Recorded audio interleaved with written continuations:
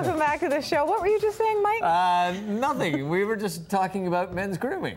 I know. Yeah. Torture me. Well, enjoy yourself. Just get into the conversation and it won't be so painful. I was just getting Fiona to check my hair.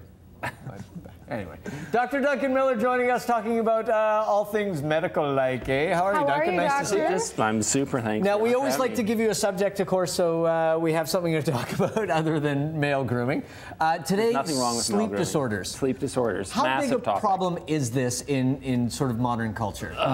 Massive, absolutely massive. Really? Like probably upwards of 20%, 25%. Now, what is insomnia? I know it can vary in degrees, and some people just don't sleep at all. But I mean, do people really have insomnia, or are they just not sleeping? Yeah, I think most insomnia is people just aren't sleeping. I mean, we're not getting enough sleep, or we're stressed out, or we're huffing glue too close to bedtime. No, but like you know, we're drinking stimulants too close to bedtime. Stimulants too close to bedtime, right? And you know, people have trouble just initiating sleep. So what is enough? I mean, there's this constant sort of, you know, it's like how much water should you drink in a day? How much sleep do people actually need? You know, 7 to 8 hours for an adult. And I mean, how many people get that, right? Yeah. And, you know, people read in bed, watch TV in bed, and then, you know, they have trouble falling asleep because they're thinking about what they've just been through.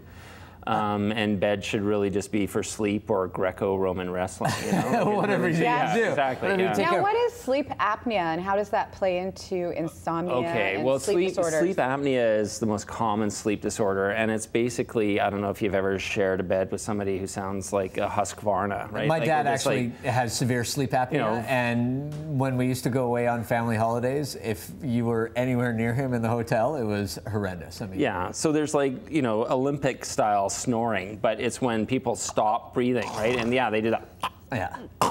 And literally, don't do that again. Stop. Well, but it's, I got a bit of phlegm. But if people aren't familiar with the sound and they're wondering what's wrong, I mean, it's actually like you stop breathing. Yeah, like your throat closes up and you stop breathing for 10 or 20 seconds, and that can happen upwards of 20 times a minute. So literally, you wake up in the morning, you typically can have a headache because you're retaining so much carbon dioxide.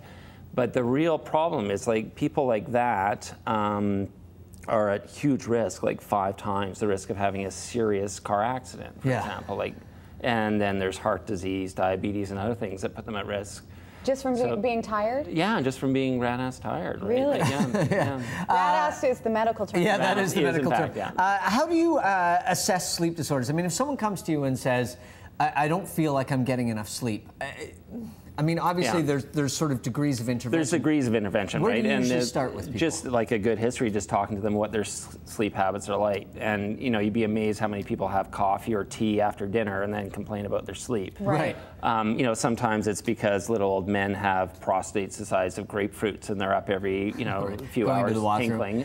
People leave TVs on when they sleep. Like, a lot of it is really bad habits sometimes, right? You got to have basic hygiene about doing and going to bed at the same time, getting up at the same time. Don't nap during the day if you're having trouble sleep, because it fragments your sleep, right? It screws up your circadian rhythm. So how can circadian rhythm, how can you get back into that? Because some people who have had bad sleeping habits for a very long time, it can be very difficult to go to bed like shift workers, for example. Yeah. So basically what you have to do is, if you're lying in bed for hours, you know, counting sheep or doing whatever one does with sheep, you really have to sort of delay when you go to bed and get up even if you are a bit tired, and kind of compress your sleep so it's more efficient. So if you are counting sheep and you're tossing and turning and you can't sleep, get out of bed and do something boring. Get out of bed and do something? Yeah. Do something boring. Yeah, I like YouTube one of my videos. You'll be up to the So you're here really to cure insomnia so people can watch sacrificing Is there a point where it becomes appropriate to start looking at medicine and things to help you sleep? Yeah, there is. But I mean, again, it has a role. Like, one of the things that's unfortunate is a lot of people, like the over-the-counter sleep aids, are really bad drugs. Like, they're just messy old antihistamines that make you groggy. They'll make you wake up feeling worse. Yeah, you feel absolutely hungover and groggy. So there's sort of, if you're getting them over the counter, you're getting the bad. Yeah, you're getting bad stuff. But conversely, like some of the older sleep pills are highly addictive, right? And if you stop taking them, it's a bad withdrawal. Like it's How like much coming off does stress play into Huge, people not huge, sleeping? huge. So what do you do in that situation when somebody comes to you and says, I'm not sleeping, and you know it's stress? What Well, can you again, do? it's, caffeine. Caffeine is stress in a cup. Don't self-medicate with alcohol, because alcohol will give you a lousy sleep. Why are you looking right at me? Well, I was trying to avoid looking at Mike, actually. I was starting to twitch, really, but yeah.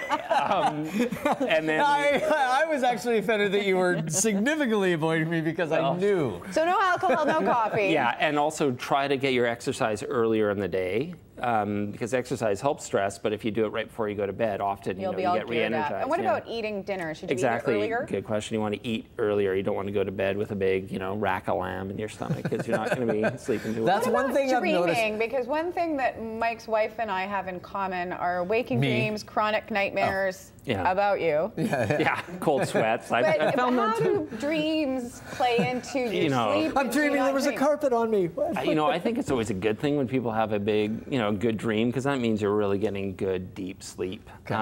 And the other thing I should really bring up are medications. Like, there's lots of medications that dicker with your sleep. Dicker. Yeah, no, I had this guy, poor, World War II vet, and I had him on a medication for his angina, but he was waking up with vivid nightmares, and he woke up and dove into a wall thinking he was being attacked. Isn't that post-traumatic stress Well, disorder, yeah, but maybe? it's also just this, certain medications can give you really nasty nightmares. So you really have to look at. Yeah, exactly. maybe So, whether or not when in that's doubt, blame medication. Yeah. Yeah. Or your doctor. Yeah, well, why not? Scapegoat.